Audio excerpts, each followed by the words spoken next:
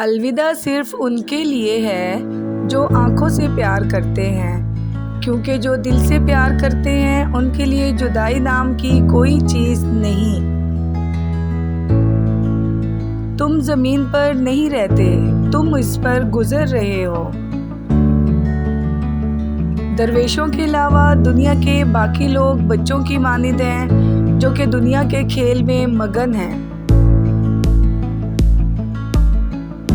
خاموش رہو، صرف خدا ہی تمہارے دل کا بوجھ ہلکا کر سکتا ہے۔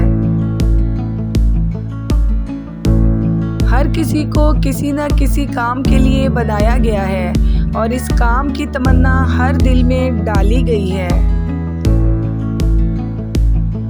اللہ تعالیٰ جب کسی بندے سے ناراض ہوتا ہے تو اسے پاکیزہ لوگوں کے عیب جوئی میں مشغول کر دیتا ہے۔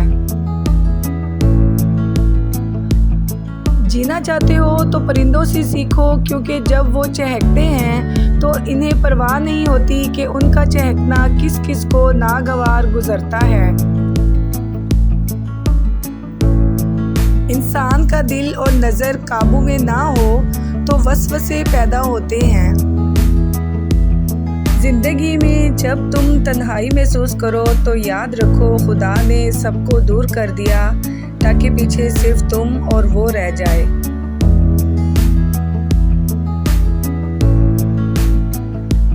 اگر تم قرآن کو آنکھوں سے دیکھو گے تو الفاظ نظر آئیں گے، دماغ سے دیکھو گے تو علم نظر آئے گا، دل سے دیکھو گے تو محبت نظر آئے گی، اور اگر اپنی روح سے دیکھو گے تو تمہیں خدا نظر آئے گا۔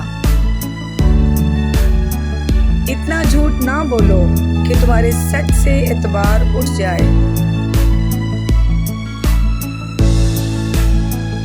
اپنا حق چھوڑنا بھی صدقہ ہے، خالی غصہ ذبح کر دیا کرو، یہ بھی صدقہ ہے۔ جو شخص خوشگوار زندگی بسر کرتا ہے وہ تلخ موت مرتا ہے۔ نیک لوگوں کی صحبت اختیار کرو کہ صحبت میں بڑا اثر ہوتا ہے۔ علم یہ ہے کہ آپ کو معلوم ہو کہ کیا کہنا ہے، اور حکمت یہ ہے کہ آپ کو معلوم ہو کہ کب کہنا ہے۔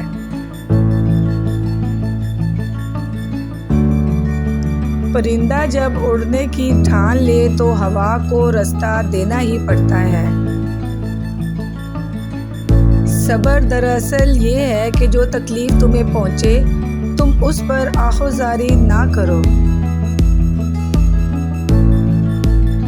معزز بننا چاہتے ہو تو دوسروں کی عزت کرو، کیونکہ یہ کام معزز بندہ ہی کرتا ہے اور یہی انسانیت کا کمال ہے۔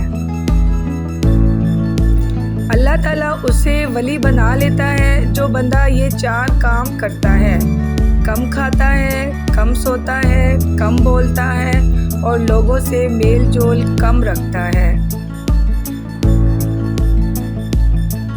یاد رکھو امن کا دروازہ تمہاری اپنی ہی ذات میں کھلتا ہے۔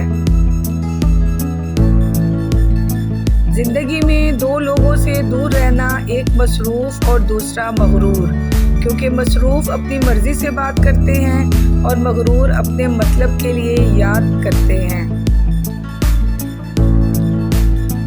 ان لوگوں کا رزق، دولت اور عزت ہمیشہ کم رہتی ہے جو دوپہر کے وقت نماز ظہر ادا نہیں کرتے۔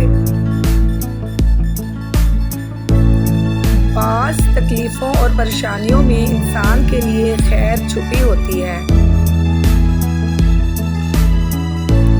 صبر ایک ایسی سواری ہے جو اپنے سوار کو کبھی گرنے نہیں دیتی، نہ کسی کے قدموں میں اور نہ کسی کی نظروں میں۔